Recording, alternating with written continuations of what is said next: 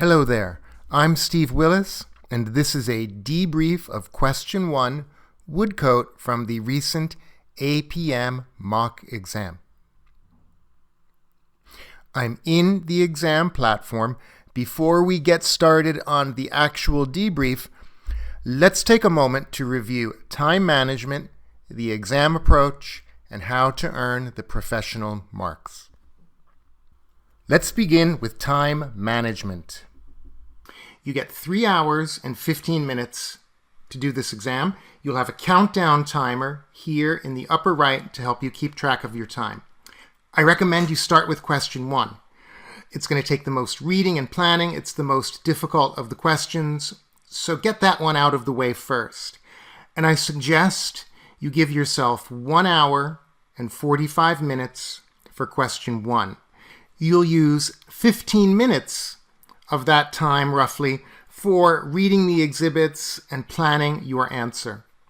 After you complete question 1, the big case study for 50 marks, go into section B and check out the 2 questions you'll get there, the shorter questions for 25 marks each, and do the one that looks easier to you first. Check out the requirements quickly and see which topics are more familiar.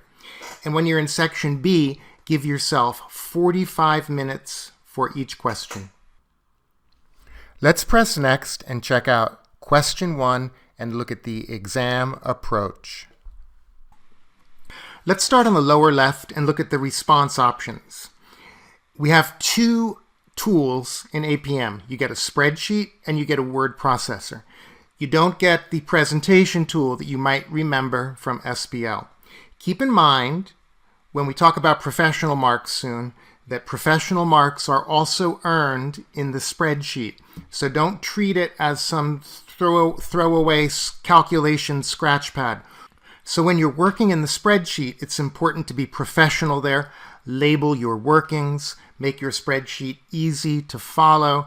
Make sure you state what currency you're working in and what precision you're working in, so the marking team can follow what you're doing. Next on the left, we have our exhibits and the important requirements page, which I'll show you shortly. Now, they give us a lot of options up here on the upper left, but we don't really need all of this. You won't need to work with the symbol function here. You can type in a $sign just from your keyboard. Highlighting is a good thing to do. I'll show you that shortly. Strike through. I don't know if you'll need that. I don't use it. You can try it out, see if it will be helpful for you. Now, you're allowed to bring a calculator with you as you were in the lower exams, so use the same approach.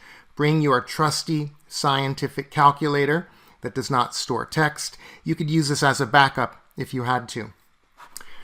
The scratch pad, I'm not sure how useful that is in APM. That was more helpful in the lower papers when you had objective tests where you couldn't write anything down. However, in APM, you'll be doing most of your work in the word processor response option, and you can just take any notes you want there, and in fact, you can take notes and organize your thoughts as you construct your answer. Now that we've had a quick look at the features of the exam, let's start question 1. What I recommend you do, right off the bat, open Exhibit 1, read the first paragraph, and get a sense of what this company is all about. And we're going to park our exhibits here on the left so we have space on the right for the response options. Now, we read the first paragraph and we learn about the Woodcote Management Services, which is the waste collection unit for the local government. So we have a not-for-profit organization here. We learn about the organization structure, that the Woodcote organization is part of the T-Shire local government. After we've had a quick look at the first paragraph, we can close the exhibit. We'll come back to it in a moment. And let's open up the word processor.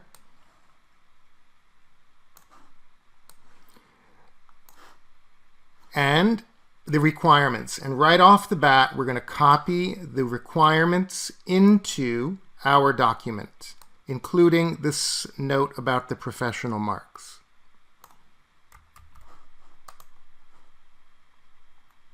The copy pasting move does not preserve the spaces, so I take a moment now just to reproduce those line breaks and any missing spaces. Now that I have the requirements in the word processor, they will become the headings of my report. And before we go further with these requirements, let's come down here and look at the professional marks. In your APM exam, you'll have a total of 20 professional marks to earn. 10 of them will come here from question 1, 5 each from questions 2 and 3. And let me tell you a little bit about these professional marks before we go on. The first professional skill is communication. And the first mark comes from making your report look like a report. This means you give it report headings, you give it an introduction, you structure your report, you group your ideas together. Make sure your calculations are presented separately, well organized, and neatly as an appendix in the spreadsheet. Make sure everything that you write is relevant to the organization and that you follow the CEO's instructions precisely, and you find these instructions in the embedded requirements, which I will show you a bit later. The second professional skill is analysis and evaluation. And you'll earn these marks by making sure all of your analysis is contextual, is linked to the scenario. You build up a logical argument, but you support that argument with evidence from the scenario. Make sure you use all of the data that's available, and don't be afraid to say if something else is needed, if something is missing that would help you do your job more effectively, say that. Okay? And when you give a conclusion, make sure it's balanced. Don't just take one side of an argument. Look at the pros and cons of the situation and then come to a reasoned conclusion. Skepticism. You earn professional marks around skepticism by taking on a questioning approach. If there are any assumptions made by managers in the scenario, okay, you can challenge them if you don't agree with them. If you see any contradictions, make sure you highlight those. And don't be abstract. Make sure any challenges that you make are supported with evidence. And the last professional skill is commercial acumen. And to earn the marks here, you need to understand what does and doesn't work. So, in the case of this question, we have a not-for-profit organization. Your ideas need to be relevant to this waste management company working for the public authority. And make sure your advice is practical and plausible. APM team, that's a quick introduction to the professional marks. Please go to the APM exam resources and you can find more on how to earn professional marks. Let's go back into the exam and continue. The next thing I'll do then is earn the easiest professional mark in the exam, making the report look like a report. I've already gotten off to a start there with my requirements as my headings, but right now I will give it report title. I'll give it an introduction as well. I've started off with my report header, the name of the company, the title of the report, who made it, who it's for, the date, and I've made a section now for introduction. But I'm not going to write that introduction now. I'm going to do it at the end. After I've written up my report, it's going to be easier to do the introduction because the requirements will be at the tip of my tongue. Okay? I can even make a note to myself here.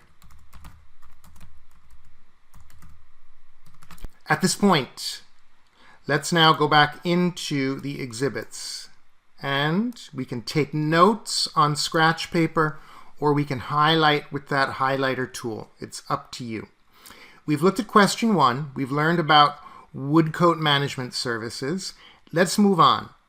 In paragraph 2, we learn about the strategy of the T-Shire local government, and they've presented pledges or promises to their citizens.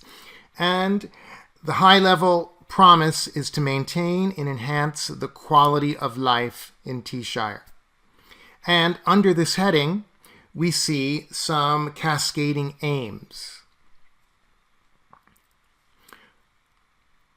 The priority of keeping public spaces clean and attractive, continuing to increase recycling levels and reduce the proportion of waste, and opposition to large-scale burning of organic matter. We're being presented here with cascading objectives, right? We have the high-level objective, then it's moving to more specific aims, and now it's drilling down into woodcote management services detailed aims. And their aims are to be recycling friendly, to win the National Clean Region competition, and institute the new project Fresh Air. In the next paragraph, we learn all about Project Fresh Air, and it seems to be a public relations campaign to influence the behavior of the local farmers to move them away from the large-scale burning of their fields. And lastly, we learn that the CEO has some concerns, and these concerns will be laid out in the next exhibits. Let's check out Exhibit 2. This is a shorter exhibit, and we can have a look at this, and right away, what jumps out at me is the embedded requirement. We get detailed instructions. Following these instructions is going to help us answer the question asked. We're going to earn technical marks by doing exactly what the marking team wants us to do, and we'll also get those professional marks from communication. So let me copy paste these right in.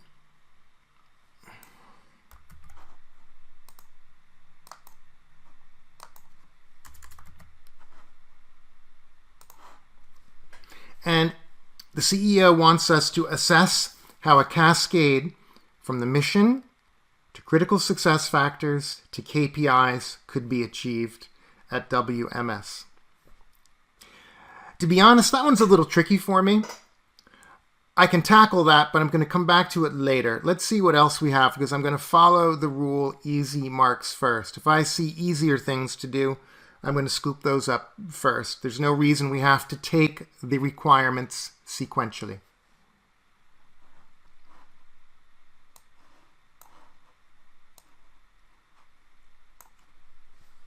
In the next exhibit, we get more instructions.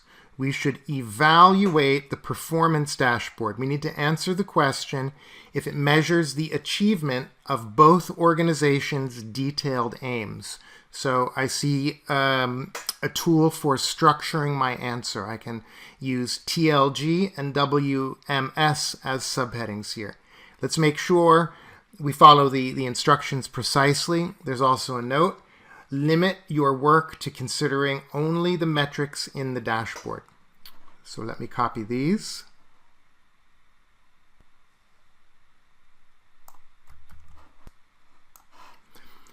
Let's move on to the next exhibit, the benchmarking exercise.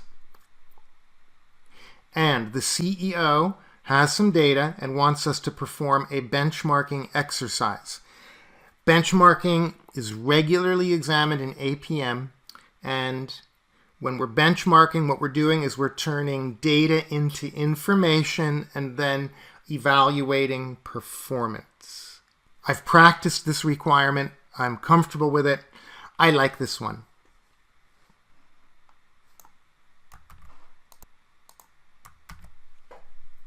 I've got that requirement copied in. And last but not least, let's learn about Project Fresh Air.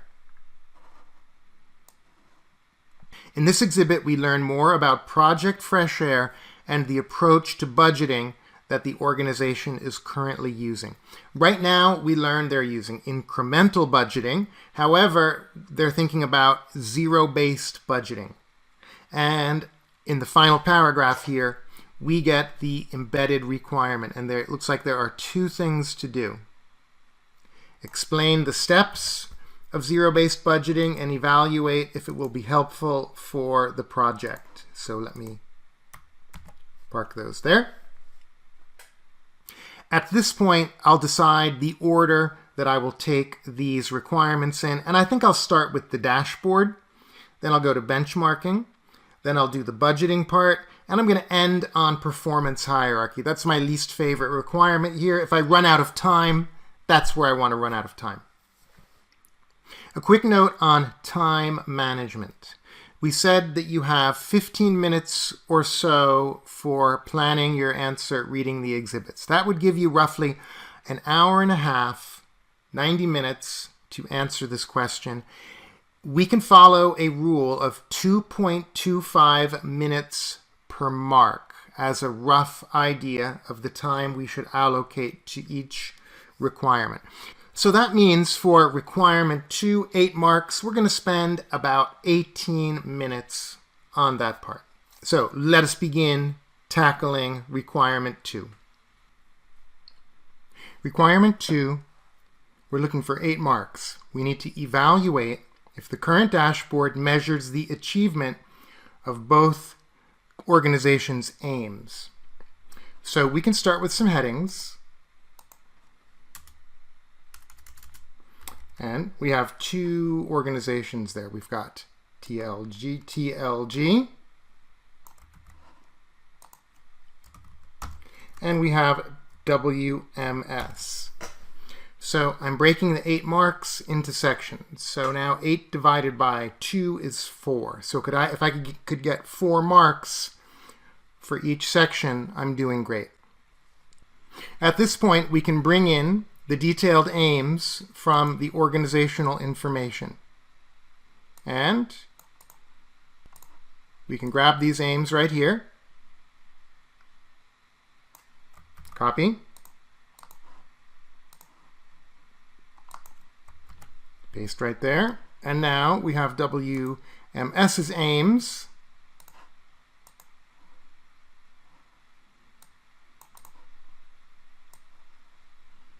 Are here.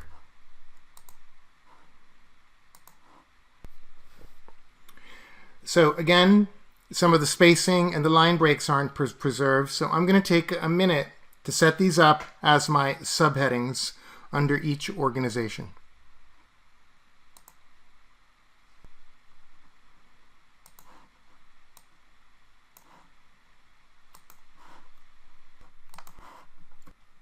I've got my answer planned. I went through the aims, I broke them down, and boy, we have a lot of aims. That makes my job easier. I'm confident I'll be able to come up with 6 to 8 ideas and give an overall comment. Let me get started.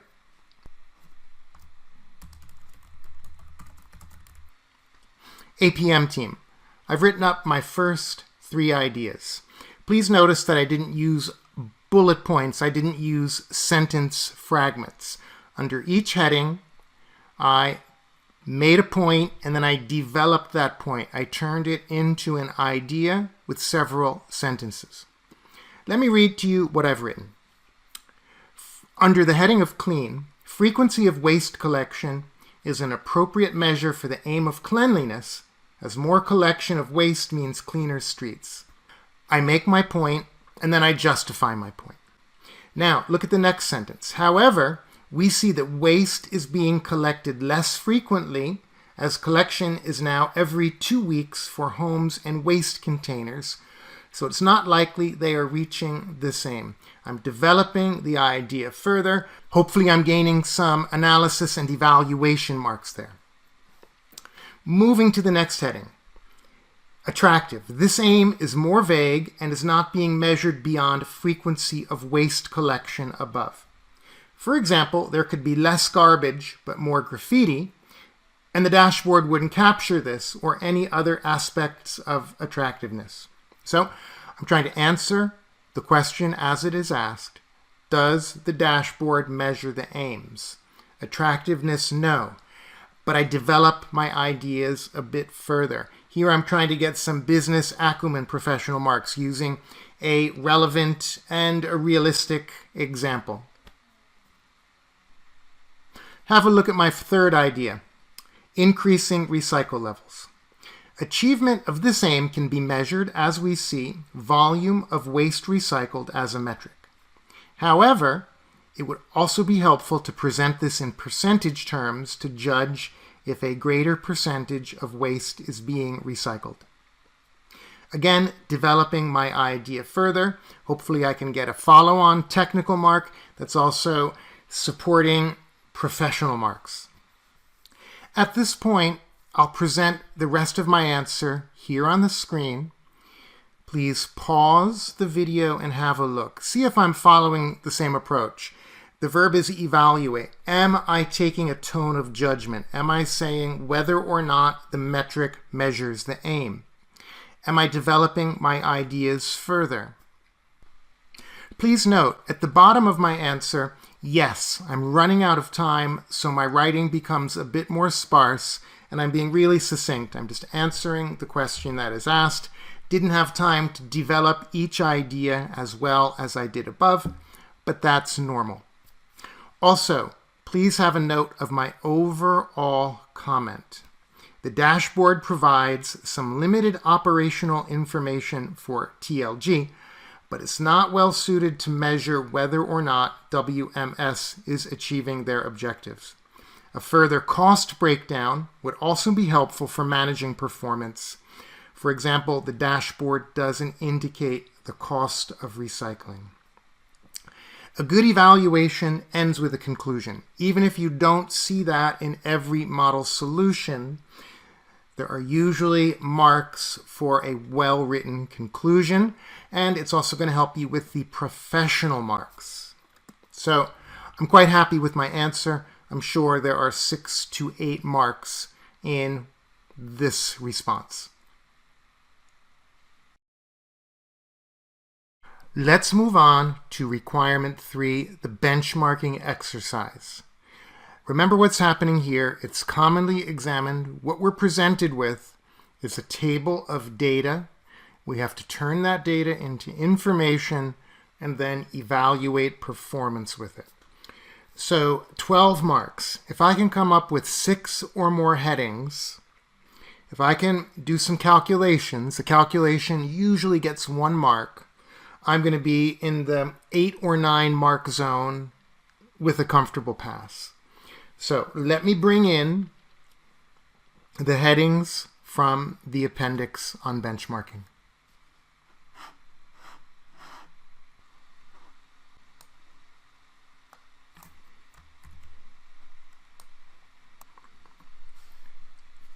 I've checked out the benchmarking report. I've organized my thoughts. I've reviewed that benchmarking information, and I've decided on my headings. I've got 6 headings.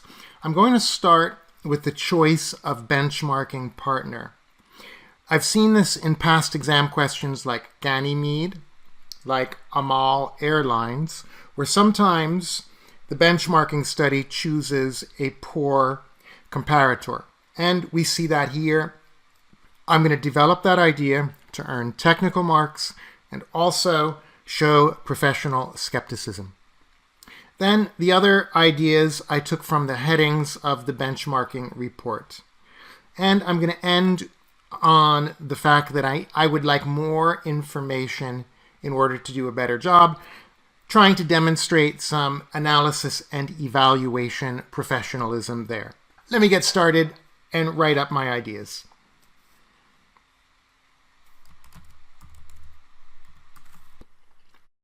Let's stop here for a moment and check out my answer.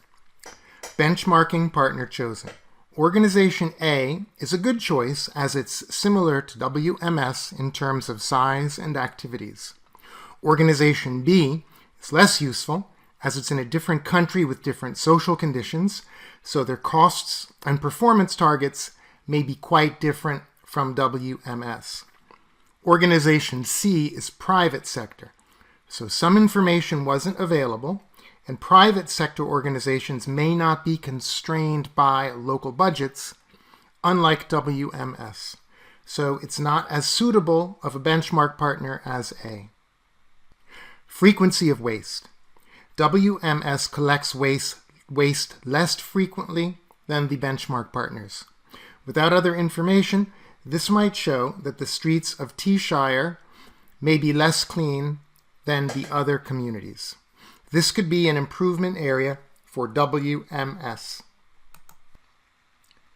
For the next 3 points that I'm going to make, I need some information. I'm going to do some calculations in the spreadsheet. So I'll open up the spreadsheet option. I'll park it here in the right. I'll open up my 2 appendices. I need the information about WMS. I also need the information from the benchmarking. So I've got to have both of these ready to go. And professional marks will be earned in the spreadsheet, as I mentioned. So we need to be neat. We need to label our workings. We need to state what precision we're working in and what currency we're working in. So let's label this as the report appendix. And I've got 3 calculations to do. I've got percentage of waste recycled.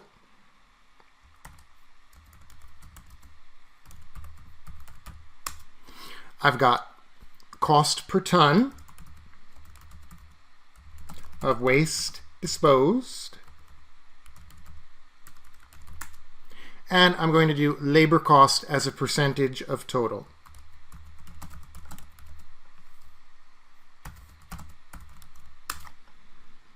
And I've got 4 organizations to do the numbers for.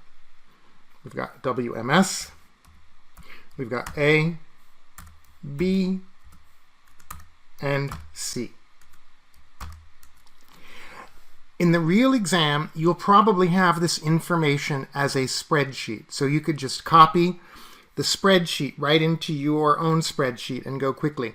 In the mock exam, they presented the figures in PDF. That's fine, but it makes it a little bit more difficult to bring them into our spreadsheet. You can try and copy paste. You can grab the figures very carefully and it would copy in, but I find it's easier to retype it because you have to be really careful, and it's easy to grab more than you need. And look at that, I just selected the whole table. So let me get busy doing the math. Percentage of waste recycled. So for WMS, I'm going to grab the 1.2 and divide that by 3.1. For A, B, and C, I come back to the benchmarking report, and it's 1.6 for the next one.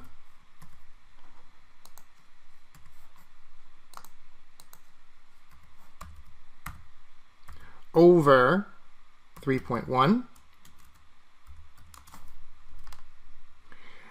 Then we've got a 3 over a 4.3. And then we've got a 0.3 over a 0.4. Now we can move on to cost per ton. Come back to the appendix for WMS. And we can take that $245 million divided by the total waste disposed, which is 3.1 million, so we're in the same precision there. And we get a figure. We'll round that off when we're all done. Let's come back here. A will be equal to 322 divided by 3.1. Numbers are hard to read. If we can't read them, the marking team can't read them. Not very professional to present our figures in an unreadable way. So let's come here. Let's format to 1 or 2 decimal places. 2 decimal places, quite easy. Let's make a note that we're in dollars. Why not? Just be thorough. And labor cost as a percentage of total cost. That will be equal to the labor over the total. And I can do that quite quickly here.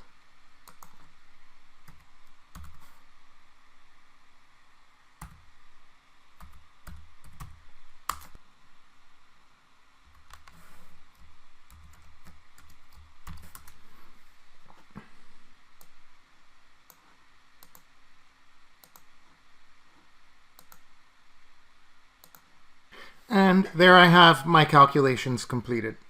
In past exams, you often would get 1 mark for each calculation. So I've potentially earned 3 marks here in my spreadsheet. My rows are labeled, my columns are labeled, I've formatted my work, it's easy to read. So I'm confident my neat spreadsheet is contributing to communication professional marks. It's not enough just to do the calculations. Now I've got to bring them into my answer and interpret the figures.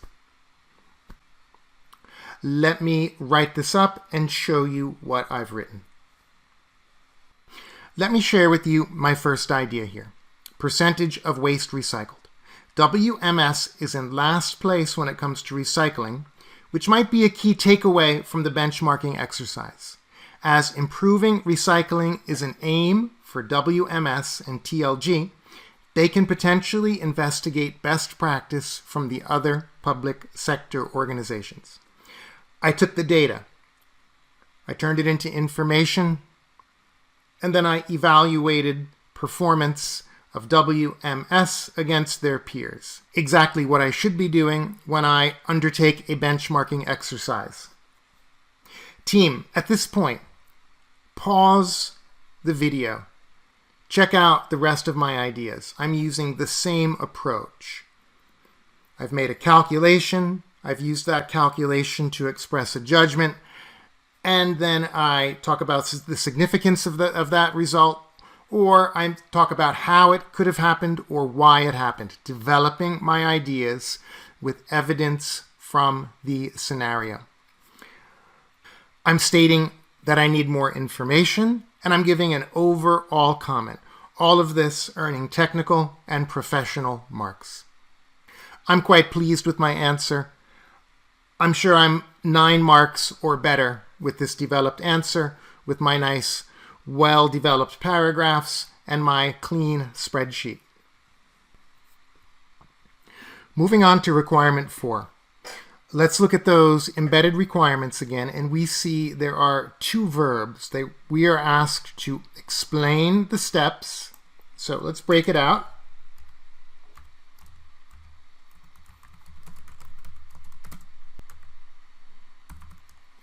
And evaluate if we should change.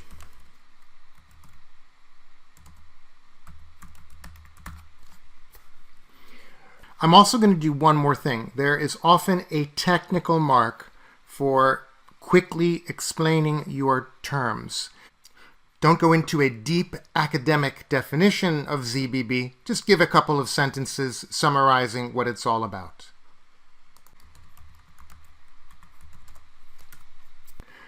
Zero-based budgeting is an approach to budgeting where no assumptions from previous periods are brought forward.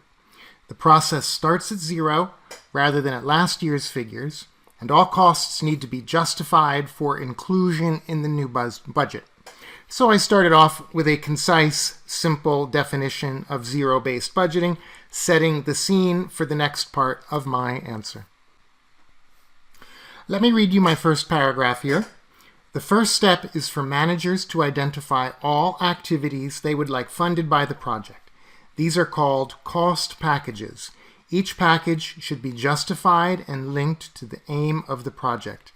There's the technical mark. Lovely. But I'm developing my idea further with evidence from the story. Hopefully that triggers a follow-on mark that's also helping me earn professional marks. For example, the different options of PR campaigns could be considered cost packages. Doing my best to link it to this project and the public relation campaigns that will probably happen. Pause the screen here, have a look at my next ideas, and you'll see I make my point, and then I do my best to link it to the scenario, earning marks. Moving on to the evaluation. Now, we have to show judgment when we evaluate, and I feel that zero-based budgeting would be an improvement. So I'm going to state that.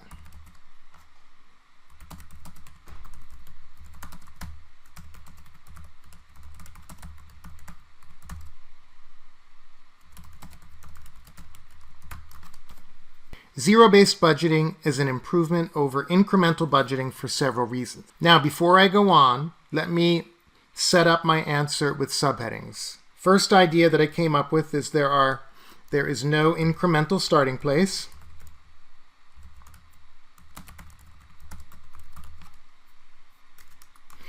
ZBB will promote cost control.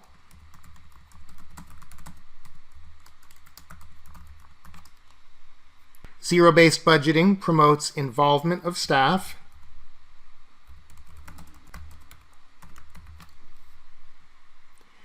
And finally, I want to give a balanced answer, so I'm also going to talk about some of the drawbacks of ZBB.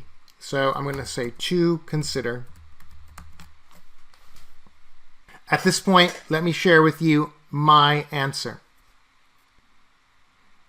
Team, take a moment, pause the video, check out the rest of my answer. Under every heading, notice that I'm using several sentences. Notice that I make my point, and then I support that point with evidence from the scenario. Have a look at my last paragraph. I bring up the drawbacks of zero-based budgeting. It might be better than incremental, but we've still got to consider some things. Team, we were looking for 9 marks here. I'm confident I've got 6 to 8 marks happening in my answer. I've got well-developed ideas. Everything is linked to the scenario. I'm showing judgment when I evaluate, and I'm also showing some skepticism and some business acumen as I develop my answers.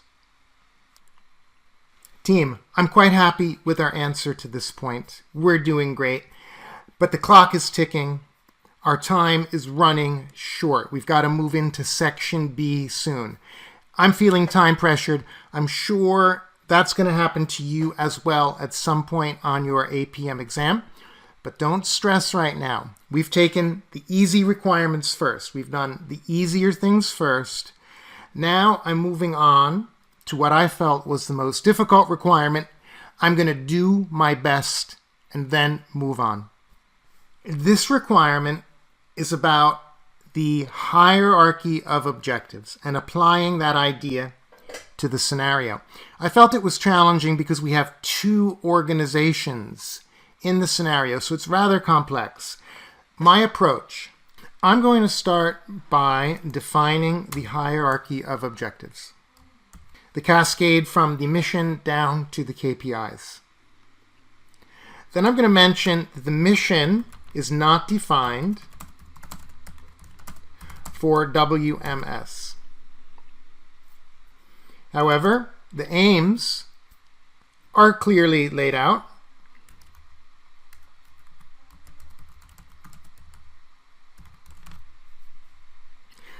Then I'm going to take each aim in turn.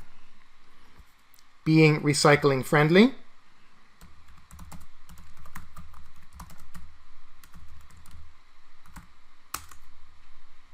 winning the clean region competition,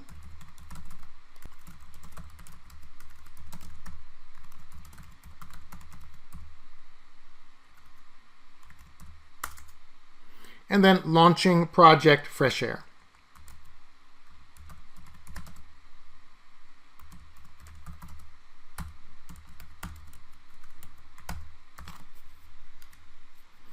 I'm going to underline these.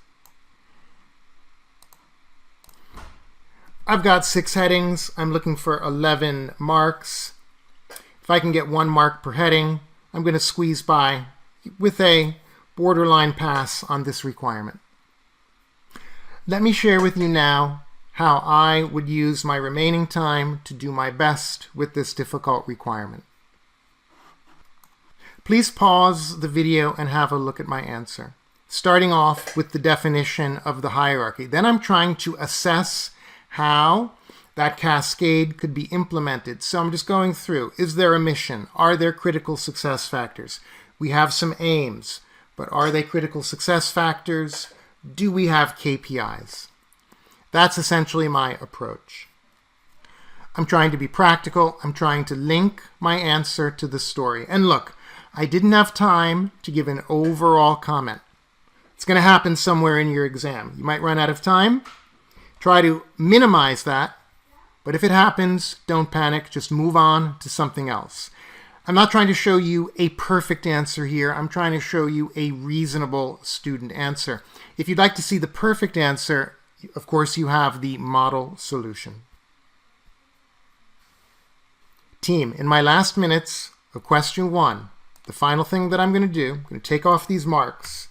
I'm going to take out any notes that I've left or any embedded requirements that I hadn't cleaned up.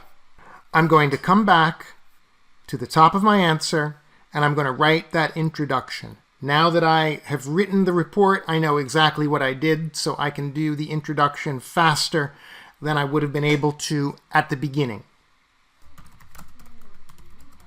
This report will assess the hierarchy of objectives for WMS. It will also evaluate the current dashboard for alignment with the aims of WMS and TLG. It will also benchmark WMS against other waste management organizations and finally evaluate zero-based budgeting for the Fresh Air project. Team, don't go overboard with your introduction. Just in 3 or so sentences, state what you're doing in the report. Make sure you don't use bullet points and sentence fragments. One of the examiner's reports said to avoid this, and if you did that, you'd potentially lose out on easy professional marks. Team, time is up. We've completed question 1. Half of the exam is over. It's time to press next and move on to questions 2 and 3. And this brings us to the end of our debrief of question 1. I shared with you how to structure your answer, how to earn technical marks, professional marks, how to get a pass on question 1. I hope you found this video useful. Next up is our debrief of question 2. This is Steve saying goodbye for now.